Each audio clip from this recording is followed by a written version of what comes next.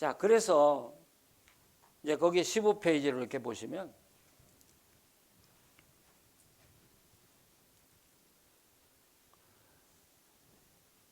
다섯 개의 성경 본문을 치밀하게 다뤄 나갈 거예요, 제가.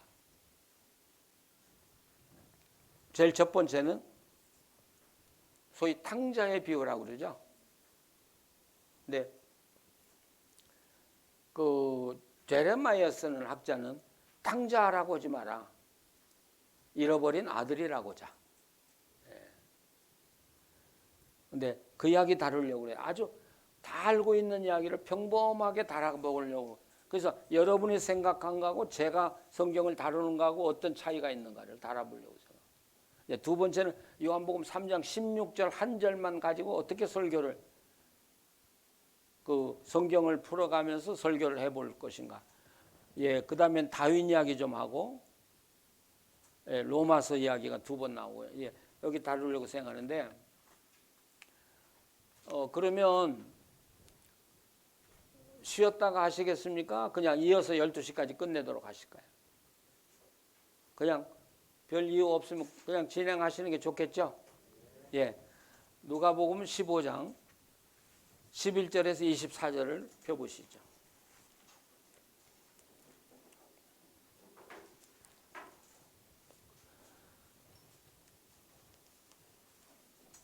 자, 성경 본문 찾으셨어요? 어느 분이 한번 11절에서 24절까지를 좀 읽어주시면 좋겠는데.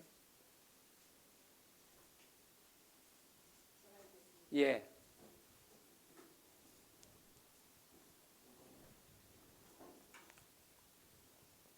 예, 11절.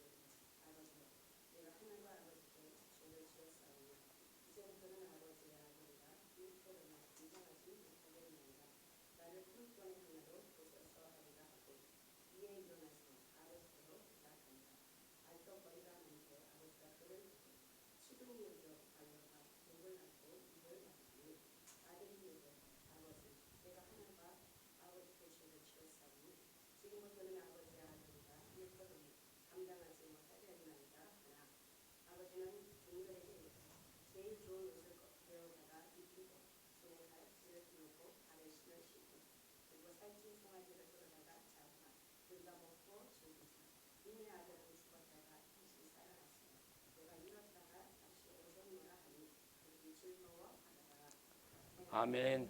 예, 고맙습니다. 자, 저는 이 성경 본문을 다룰 때 5단계로 나눠서 다루려고 생각해요. 첫째는 성경 읽기.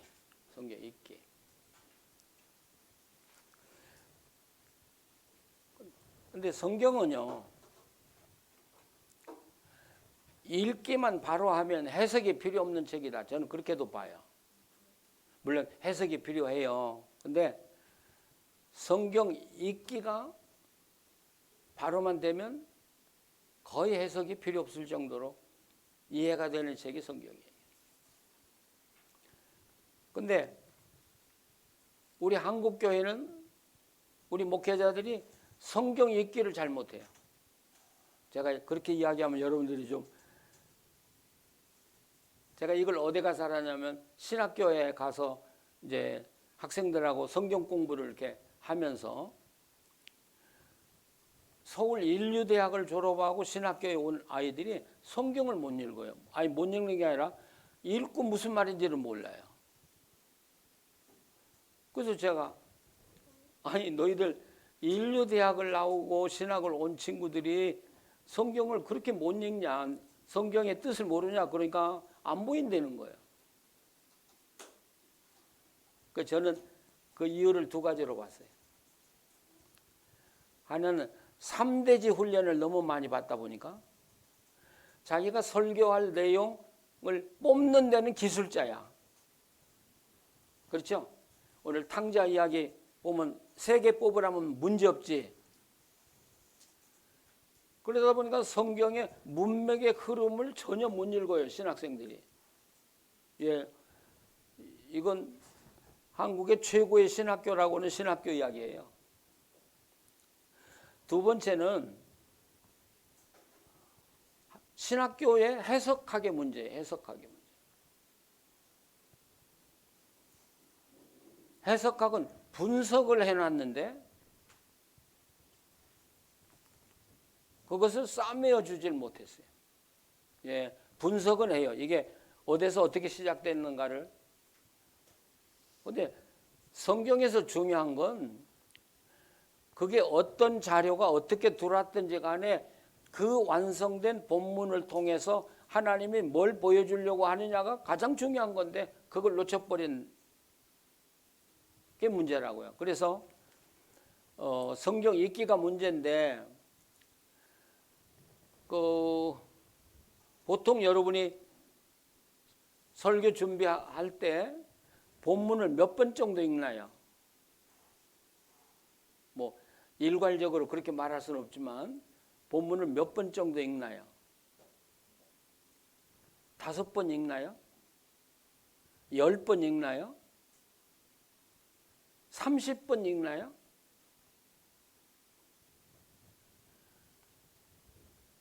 성경은 꼭 몇 번 읽으라고 정한 건 아니지만 그 본문을 읽고 눈을 감고 11절에서 24절까지를 거의 정확하게 그림으로 그리면서 이야기를 할 수 있을 때까지 읽으라는 거예요.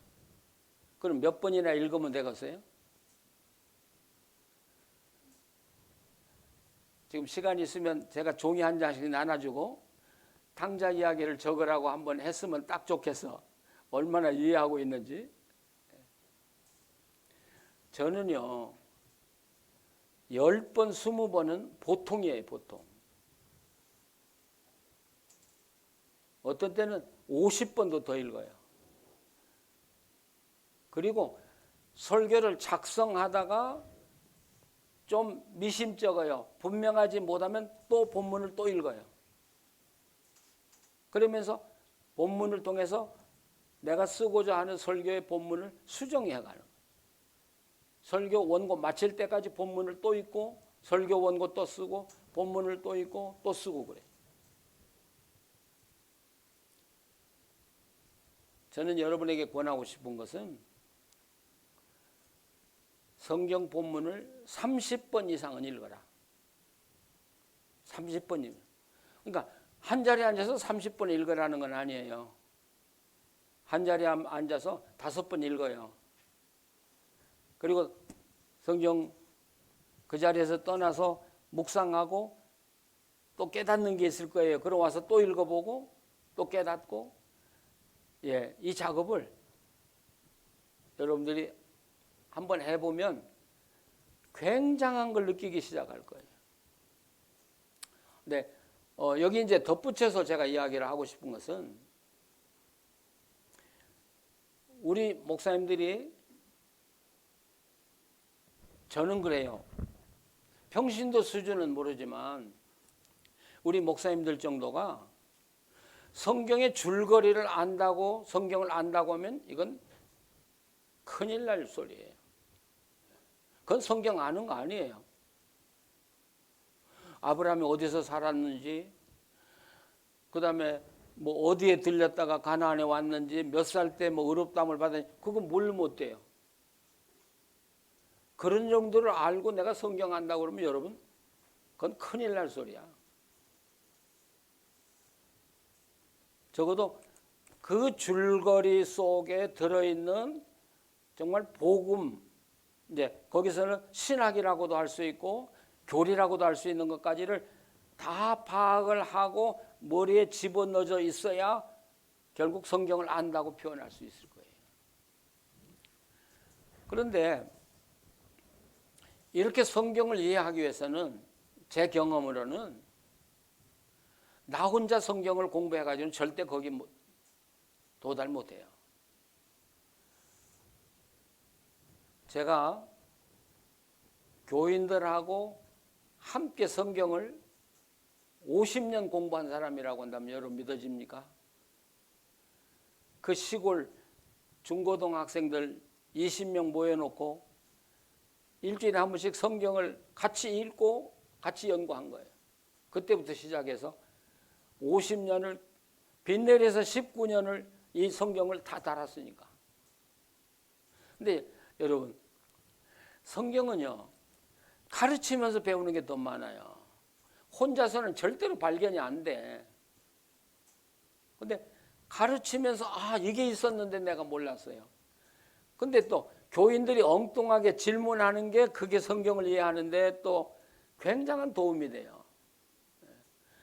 엉뚱한 질문하는 교인들 무서워할 필요도 없고 그분들 무서워서 성경 같이 공부하지 않으려고 하는 것도 잘못이고 아주 시비 걸려고 들어오는 사람들이 있어요. 교인들 중에 우리 목사 성경 얼마나 아는가 말이에요. 골탕을 한번 먹여야 되겠다. 간단해요. 간단해요. 그런 질문하면 제일 첫 번째 여기 앉아있는 분 중에 누가 대답하실 분 없으십니까? 이렇게 물으면 돼요. 그러면 반드시 대답하는 사람이 있어요. 모른다고 당황하지 말고 그걸 거기 모인 그룹원들에게 밀어. 자, 이 집사님 오늘 이렇게 대답했는데 어떻게 생각하십니까? 그러면 반드시 이야기가 나와. 두 번째는요. 모르면 모른다고 하세요. 근데 그럴 때 그냥 모른다고 하는 게 아니라 저는 여기 대전대학 영문학 교수였던 사람이 저희 교회 그때 집사로 있었는데 이분은요 박사예요. 자기가 혼자 독학해서 헬라어 히브리어를 다 하는 사람이야. 그러니까 이분은 성경 공부 시간에 나를 골탕 먹이려고 아주 어디서 듣도 보지 못한 것 주워다가 질문을 던져요. 근데 그분이 내 선생이었어요. 네, 그분이 그때 칭찬해줘. 아니 어떻게 그렇게 성경을 깊이 보았냐. 나는 본 적이 없다. 그러니까 내가 일주일 연구하고 다음에 내가 다시 대답하겠노라고. 그러면 그분이 자기 칭찬해 주니까 좋고, 예? 그리고 나는 모르니까 연구해서 다음에 한다고 그러니까 더 기분 좋고, 그래서 지나가는 거예요. 그리고 반드시 집에 와서 다시 그 본문을 다뤄보는 거예요. 다뤄보고 그 다음 주에 이야기하고. 그분한테 19년을 시달렸는데 근데 제가 은퇴하는 날 그분에게 밥을 사주면서 고맙다고 그랬습니다. 당신한테 배운 게 너무 많아 나는. 그러니까 그분은 목사님 너무 괴롭혀서 죄송해요 그러는데 아니야 그분한테 배운 게 내가 너무나 많은 거예요. 그분이 없었다면 그렇게 섬세하게 깊게 성경을 볼 수가 없었단 말이에요. 그래서 나는 여러분들에게 권하고 싶은 것은 지금이라도 그룹이 크든 작든 상관없이 성경 그룹을 하나 만들어서 매주 공부를 하시라고요. 그렇게 20년, 30년만 하시면 여러분이 은퇴할 나이쯤 되면 성경 박사가 되는 거예요. 성경 박사. 지금 여기 조치원 성결교회에 그 목사님, 사모님이 저한테 성경을 4년이나 배웠거든요. 성경 박사예요. 그래가지고 그 성결교 신학교 총장이 이제 달라스에 오니까 전화를 불러가지고 당신 이현길 목사한테 와서 배워야 돼. 이렇게 할 정도로. 그분이 그 신학 교수거든 남편이. 근데 얼마나 성경을 잘 가르치는지 몰라 이분이. 나한테 배우고 실천해 보니까 성경이 뭔가를 맛을 아는 거예요. 그러면서 이 서론이 참 길어지네요. 이 성경을 읽을 때 한 번역본만 가지고 읽으면 안 돼요. 제가 뭐 원어를 잘 아는 건 아니지만 이렇게 원어를 읽어보면 잘못 번역된 데가 너무 많아요. 제가 예, 이건 잠자는 분이 없는데도 깨우니라고 지금 한 번씩 이렇게. 왜냐하면 번역이라는 게 그렇게 어려운 거예요. 예. 제가 하나 물어요. 자, 아니 묻는 게 아니라 단도직입적으로 이야기해요. 하나님은 우리에게 순종을 원하지 않으셔요. 하나님 우리에게 순종을 권하지 않으셔요. 어때요? 큰일 났네. 순종하라고 계속 설교했는데. 복종하라고도 안 했어요. 복종하라고도 안 했어요. 그 사울이 하나님의 말씀을 거역하고 그 노력한 양들 좋은 건 다 감춰놓고 뭐 했던 일 있잖아요. 그러니까 사무엘이 사울에게 가서 한 말 기억하시지? 뭐라고 해요? 하나님은 제사를 원하지 않고 순종을 원한다. 이렇게 돼 있죠. 근데 그 순종이라는 단어가 뭔지 찾아보셨어요?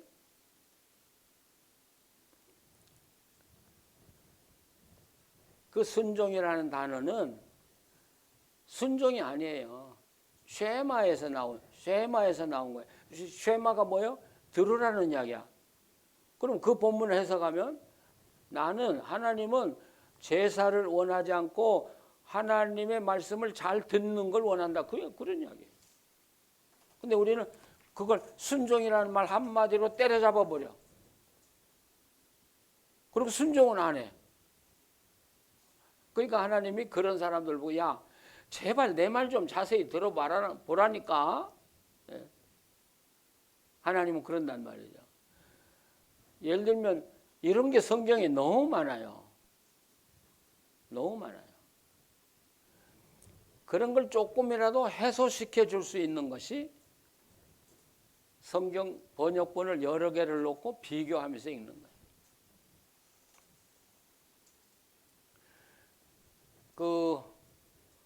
제가 요한계시록 녹화를 해가지고 지금 유튜브에 계속 띄우고 있는데요.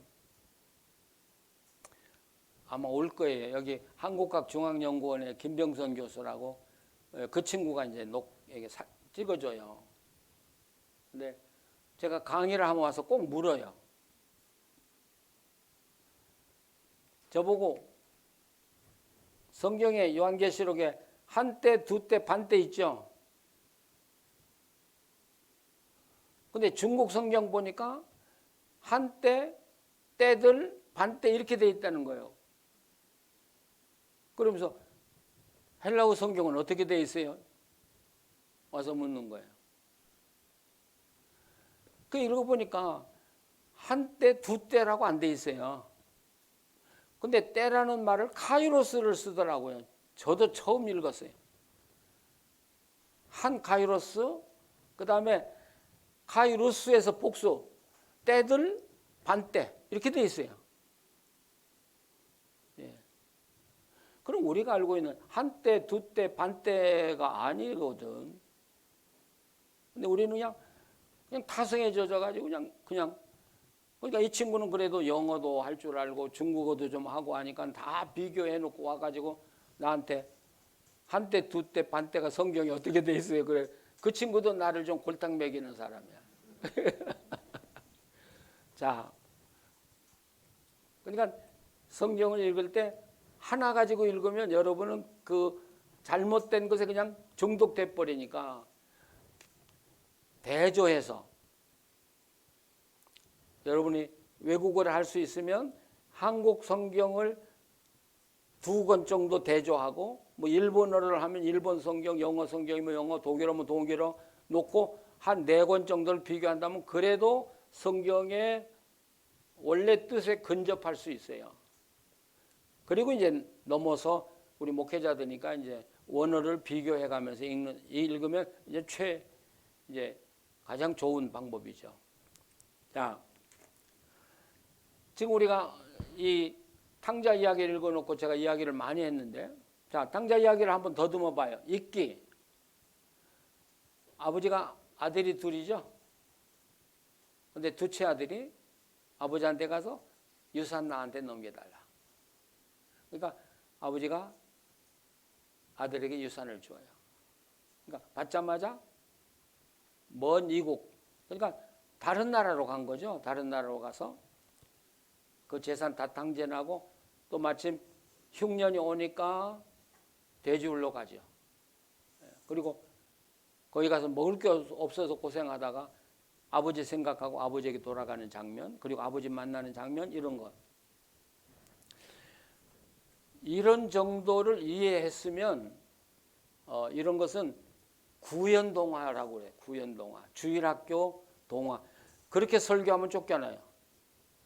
왜? 교인들은 그보다 더 자세하게 알고 있기 때문에.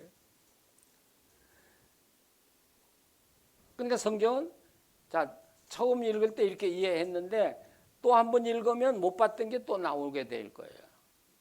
또 나오게 돼요. 지금 11절을 한번 보세요. 11절, 12절.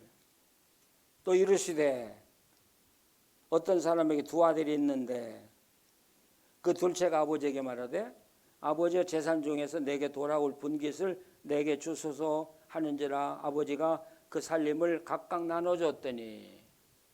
여기서 새롭게 보여지는 게 뭐예요? 각각이라는 말 그전에도 보셨습니까? 아니면 오늘 보니까 각각이라는 게 있습니까? 그러면 각각이라는 게 무슨 뜻이에요? 여기 각각이라는 거 그랬는데 이게 각각이라는 게 무슨 뜻이에요? 예? 이 집에 지금 아버지, 큰아들, 작은아들 셋이요. 그러면 재산 분할을 몇 개로 했어요? 셋으로 했어요. 그래가지고 아버지 목도 갖고 큰아들 목 주고 그 둘째 아들 목 줬단 말이에요. 둘째 아들. 자, 이게 나중에 저 뒤에 가서 해석할 때 요 각각이 어떻게 작용하는가를 우리가 보는 거예요. 이거 그냥 쓴 게 아니야. 뒤에 이게 뭔가를 이야기하려고 여기 다루고 있는 거예요. 두 번째 단계는 제가 촉발견하기라고 그랬어요. 19페이지로 넘어가셔서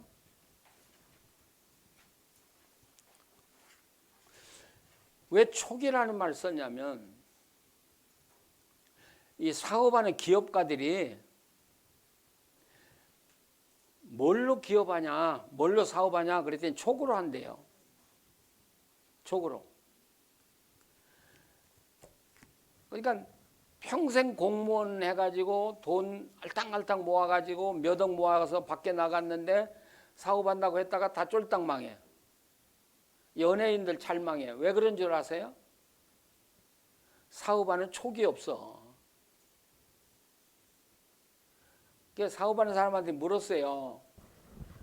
어떻게 사업하냐? 그러니까 이렇게 쓱 지나가다 보면 돈이 보인대요.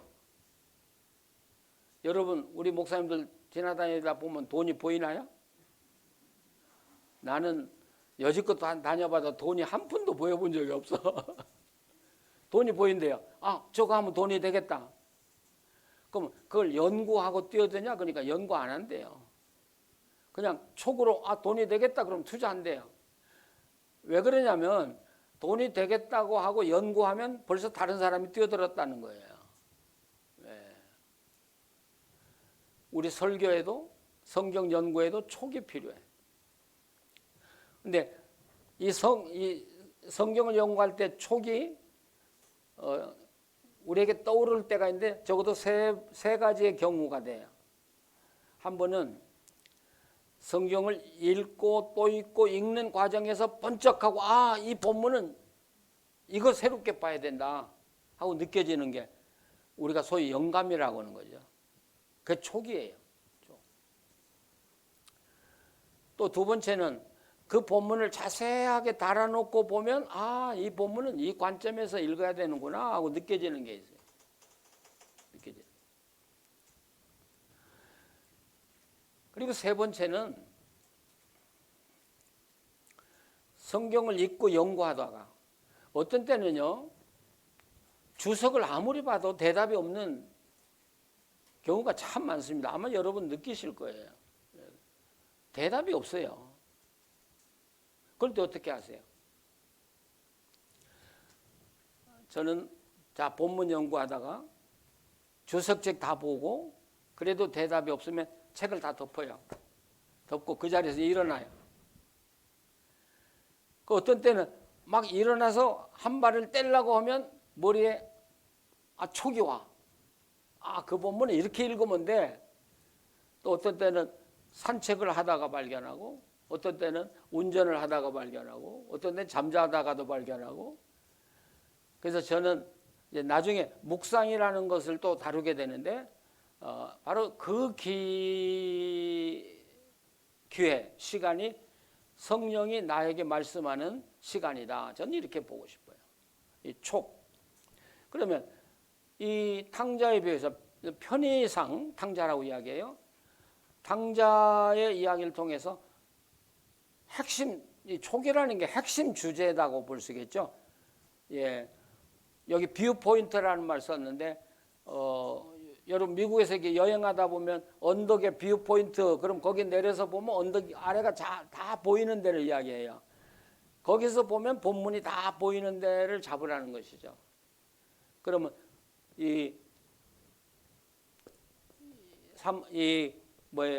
탕자 이야기의 촉은 뭐겠어요?